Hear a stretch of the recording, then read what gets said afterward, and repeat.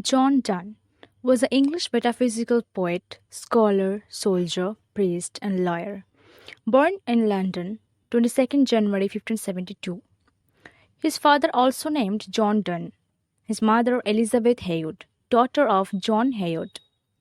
John Donne was the grandson of playwright John Haywood, who was also famous for his plays, poems, and collection of proverbs. He was a Roman Catholic.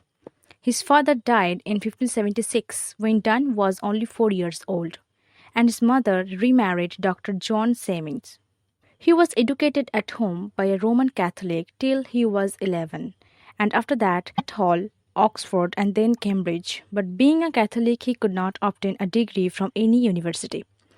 In the 1590s, John Donne went travelling with Walter Raleigh. He also served as a member of parliament in 1601 and in 1614. In 1601, he secretly married to Annie More, who was a 16 years girl and niece of Lady Egerton. But Annie's father discovered their marriage and briefly imprisoned John Donne.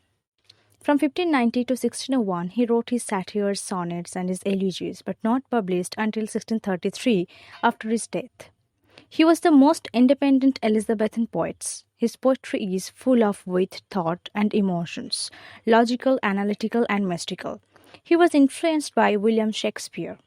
In his poetry, there is always an antithesis between natural and divine knowledge. Obscurity is one of the important features of his poetry.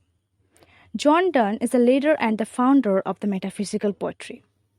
After his wife's death, Annie More, 15 August in 1617, he stopped writing love poems and concentrated more on religion subjects. His other important works are The Good Morrow, The Anniversary, The Dream, The Broken Heart, Place of Death, The Indifferent, The Flea, The Sun Rising, Holy Sonnets, and many more. Most of his work published in 1633.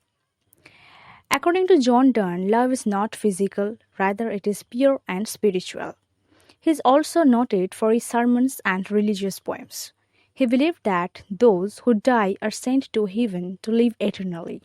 John Donne died at the age of 59 years on March 31, 1631, in London because of his stomach cancer. Andrew Marvell, one of the greatest English metaphysical poet, satirist, and politician of the 17th century. He sat in the House of Commons at various times between 1660 to 1780. Marvell was educated first at Hull Grammar School and then at Trinity College, Cambridge.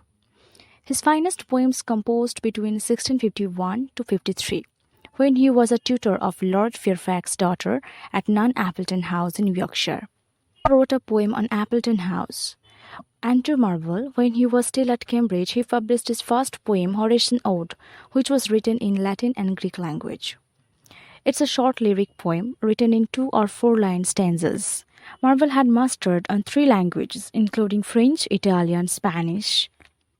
Marvell wrote many political and religious satires in the praise of Oliver Cromwell, who was the Lord Protector of England, Scotland, and Ireland at that time.